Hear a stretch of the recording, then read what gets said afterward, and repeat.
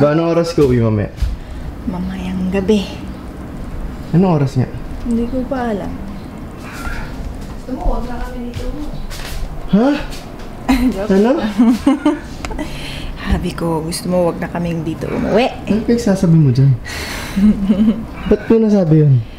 Wala lang, para makapag-training. Gusto mo mag-away tayo? Hindi. Why? Ba't ka umiiyak?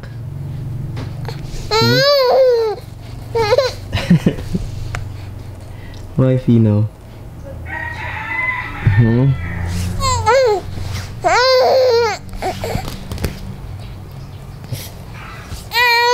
Ay, hindi na. Sorry. Come na. Uy, naligo na. Naligo na. So as you can see, ang payat ko na naman. It's because nagkasakit nga ako nun sa baler. So 2 weeks pala kami doon halos, hindi pala 1 week. So medyo talagang wala akong enough nutrients na nakain. Pero ang gusto ko pa nagkakasakit ako, nadadamay yung fats. See? Medyo numinipis yung balat, pero nadadamay din yung muscles, and something that we don't want to happen.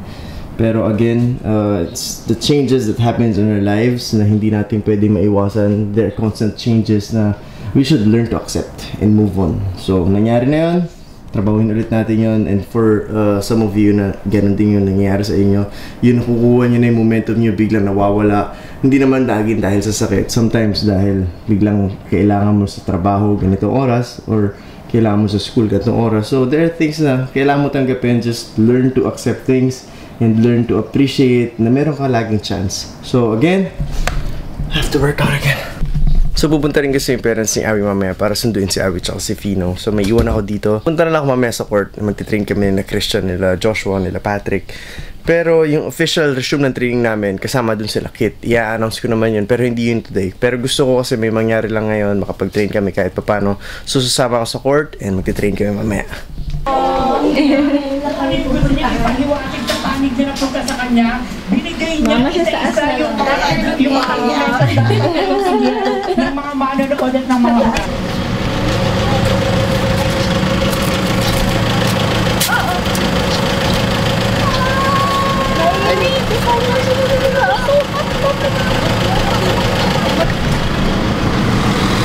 Bye, see you later. Bye! Bye.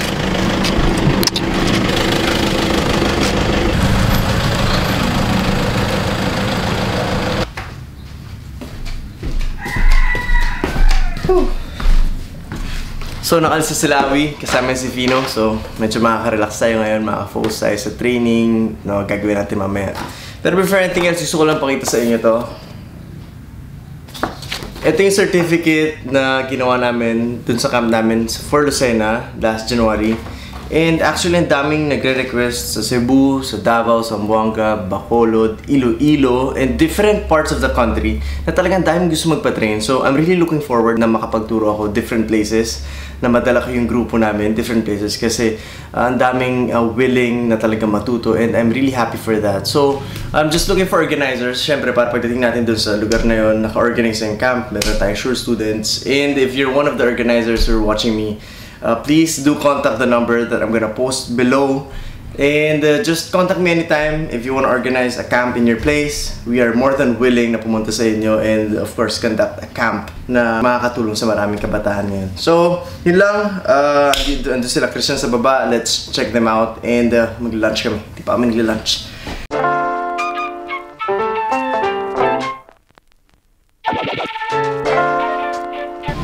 Nice hair. Guys, tingnan niyo yung book ni Christian. Tingin ka dito, close up. Ayos talaga, oh. Ang dami nga gusto magpagupit ka na, sasabi sa comments. Gusto nyo malaman kung bakit di siya nagpapagupit. Sabihin mo nga, Chan. May deal kami ni Kuya Mab kasama si Jolo, Joshua, na papagupit lang kami kapag na sinabi na ng coach sa school. kuha na kami. So, hanggat di pa sila nagpupunta sa school, hanggat nandito pa sila, hindi pa sila nakukuha at hindi sinasabi ng coach na magpagupit. So it means kahit nakuha sila ng school pero hindi sabihin ng coach na magpagupit sila, hindi sila mapagupit. Maghanap ako ng coach na madre para pagupit ako agad. Sana mapunta sa coach na hindi kailangan magpagupit. Oo. Tulungan mo yung coach pag nakuha ka na. Coach, sabihin mo magpagupit na ako. Pati pala si Boga hindi magpapagupit.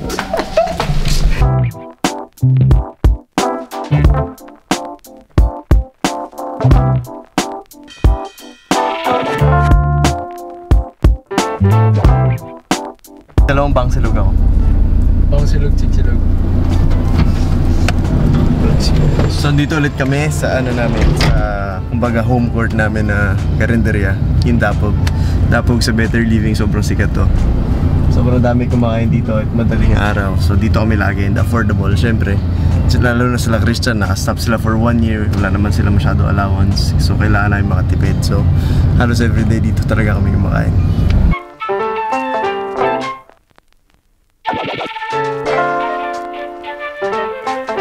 Mag-vlog ka!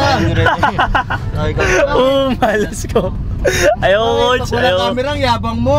Ayoko. Kung may camera, hindi mo na masabi. Sabihin mo na yung gusto mo sabihin. Ayun na, sabihin mo na. Ayoko, coach. Bakit? Nahiya ako. Ba't ka nahiya?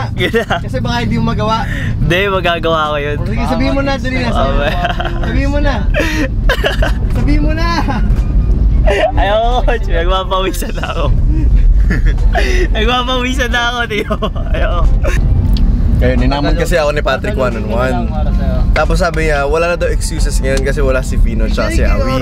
Ngayon sabi ko sa kanya, sabihin sa inyo yung mga sinasabi niya sa akin. Kaya lang na may camera, natakot na. Bakit kaya? Baka hindi kasi magawa eh. Ha? Baka hindi mo magawa yung mga yabang mo eh. Mamaya, andyan pa naman yung camera.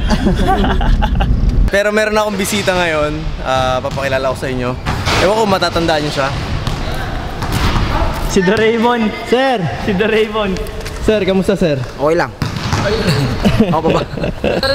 So naalala niyo pa? Ito yung bisor namin. Hindi, ako yung bebe. Ako yung bebe. Siya pala yung baby. Wala si Rene. Ha? Si Rene, wala. Ano ba kamusta? Okay lang. Kailan tayo magliligaw ulit? Ikaw lang, kailang inaantay namin. Sa Annex 41. So hintayin niyo yung mga susunod namin na liga. And sasali ulit tayo ng iba-ibang liga, iba-ibang lugar. Pa-condition muna tayo. So, gantong katawan, no? Gantong katawan.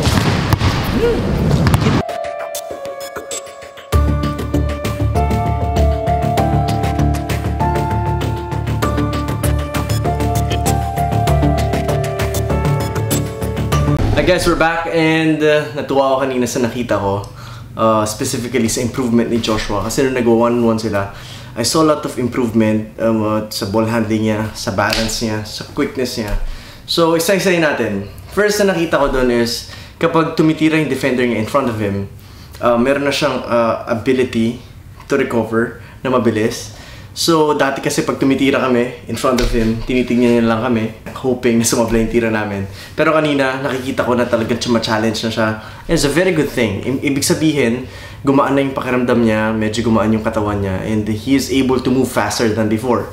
Isa pang nakita ko kanina is yung laterals niya. Dati pag naiwan mo siya ng one step, di na siya hahabol. Kumbaga papabayaan ka na niya. Kanina, kapag naiwan siya ng one step, makikita mo yung effort niya, nag-lateral pa rin siya. And it's very good. Isa pa yung ball handling niya.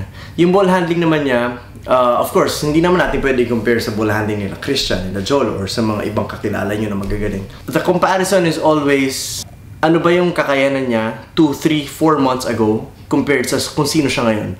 So, kung i-compare ko sa dating Joshua at saka sa Joshua ngayon, sobrang layo. Ball handling. Dati, naalala ko yan, didribble lang si Joshua. Isang dribble, pag dribble niya, talsik. Or pag dribble niya, dahil hindi na niya makontrol, hahawakan na niya. Both hands. Kahit nasa may 3-point line pa siya. So, ang layo niya, pinipick up niya na yung bola, wala na siya nagagawang galaw. Kanina, hindi ko naman sinabing perfect. Pero, yung nakita ko improvement doon, minsan nagkakamali siya. Tapos, nakukuha niya pa rin, nakokontrol niya kahit paano, and then he will try to recover, try to attack again.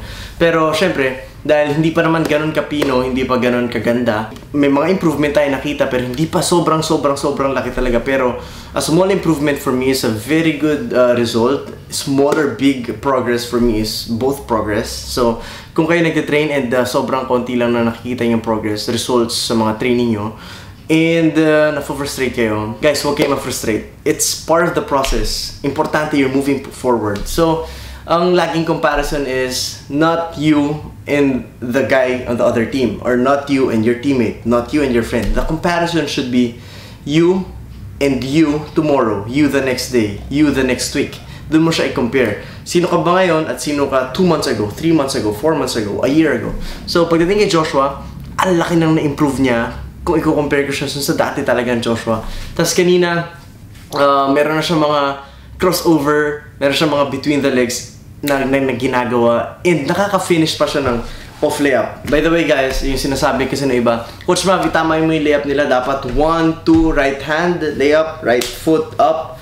So that's a normal layup. So talagang pinapractice namin yung mga off-balance layups, yung mga off-leg, off-bit, para wala sa timing and it's gonna be harder for them. And kanina, nagkagawa ni Joshua yung nakakatuwa kasi umaatake siya. Tapos, delay up siya ng awkward yung position niya pero he makes the basket. And for me, that's a very good sign kasi, yun nga, before, pag drive siya, naaalala ko, pag na-block mo na yung way niya, hawakan niya dalawang kamay. Tapos, ititira niya na ng bahala niya. Kanina, nakakatuwa pa, nakapag-fade away na si Joshua galing sa dribble. Dati kasi, pag nag-fade away si Joshua sa training, kahit wala nagbabantay, puro kapos. Minsan nga hindi pa tumatama.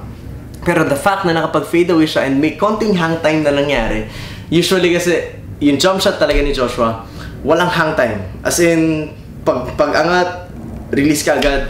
Which is, may mga times na okay lang naman yun. Pero, if you wanna get the balance up, tapos lalagyan mong konting hang time, hindi kaya ng physical kakayanan ni Joshua yun. Talagang sobrang hina ng upper body niya. Pero the fact na nakapag-jump shot siya kanina, may konting hang time, tapos may sumabay pa. Tapos galing pa sa bump, galing pa sa galaw. It's a very huge progress. Talagang masaya ako for him. Kanina dinidepensahan siya ni Christian. Of course, we all know that Christian is a very good defender. Pero nakakapasok siya sa loob. Ngayon, kaya na niyang gamitin yung katawan niya. Marunong na siya bumangga. And it's a very big advantage for him pag natutunan niya yun. Kasi, ang goal ko naman talaga kay Joshua, hindi naman maglaro ng 4 and 5. Kasi with his height, hindi naman siya pwedeng kumwatro at saka sumiko sa ganong klaseng height. By the way, 5 kasi yung laro ni Joshua. Center siya before no high school. And ang gusto ko talaga is improve yung laro niya. Bumaba siya sa 3, sa forward position, para at least sakto yung height niya and it's gonna be his advantage kung makakagalaw siya na maayos with his height. So, yun yung talagang tinatrabaho ko. So, one of the things para mangyari yun, so talagang kailangan umayos yung ball handling niya. And I'm really happy with the result na nakita ko kanina. Kasi, again, 1-on-1-1, panalo si Joshua. It never happened. Laging kapag nag-1-1-1 kami, up to 15, for example, ang score niya lagi is nasa 2 lang or 3 lang. Kanina, siya yung nanalo. Just imagine that. I know hindi ako kasali doon. I know hindi kasali si Jolo doon. Pero still, andun si Christian. And hindi naman about sa kung sino kalaban niya. It's about the improvement na nagawa niya dun sa mga past months, no, effort at sacrifices na binigay niya for the training. It's very big and I'm really happy for him. Sobrang laki ng improvement talaga na nakita ko kanina. So, kaya nung nag-video ako, may mga times na napapasigaw ako, may mga times na nagkugulat ako na nagagawa niya yun. Kasi I remember a month ago, hindi pa siya ganyan. And I remember a month ago, marami pa siyang mga moments na hindi niya alam gagawin niya. Pag binangga mo siya, kahit na mas maliit yung babangga sa kanya, na ma-out of balance na siya. Kanina, after bump, medyo na out of balance siya. Makukuha niya yung balance niya. Sasablay yung tira niya. Hindi ko sinasabi na, Coach, sablay naman yung mga tira niya. It's okay. Ang tinitignan ko is kung paano na siya gumalaw. Next time, dumadali yung galaw niya, mas nakaka-penetrate siya, mas mabilis. It's gonna be easier for him to finish. So, ang gusto ko lang sabihin sa inyo is, hard work really pays off kasi sobrang laki ng in-improve niya.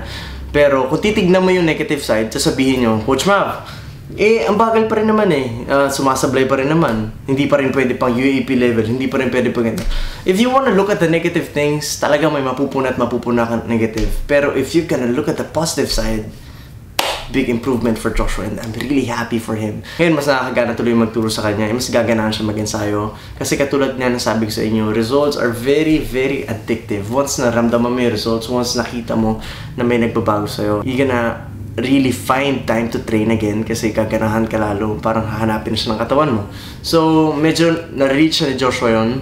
And again, don't ever compare yourself to anyone. Don't ever compare yourself sa kakampi mo or sa kalaban mo or sa mga kapatid mo or kahit kanino. Kasi pag kinumpara mo yung sarili mo, medyo mapufrustrate ka talaga kasi bakit siya ang galing na, bakit ganito.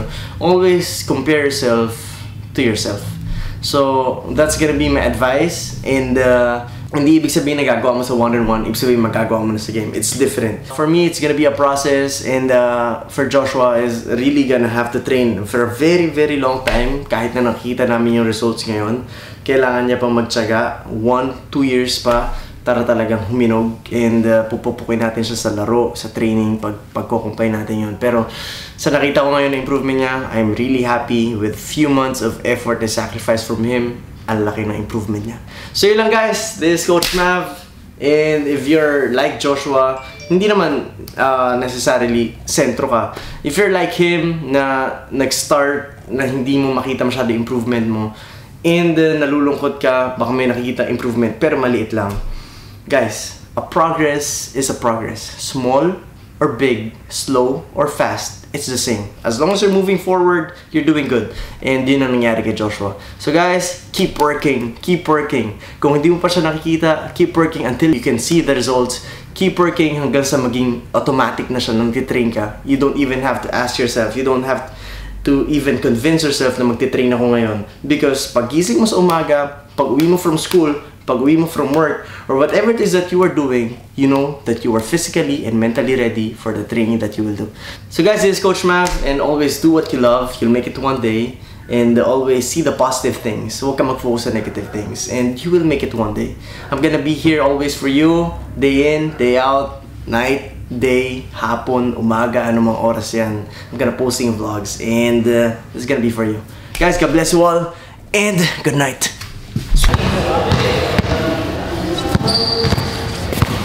Come on, Josh. Good job. Ano masasabi mo, Chan? Masaya ako. Kasi? Para sa mga kapatid ko. Masaya ako. Good game. Josh, ano masasabi mo? Yung totoo yung totoo. Ano masasabi mo? Sa improvement mo sa lahat? Masaya, Coach.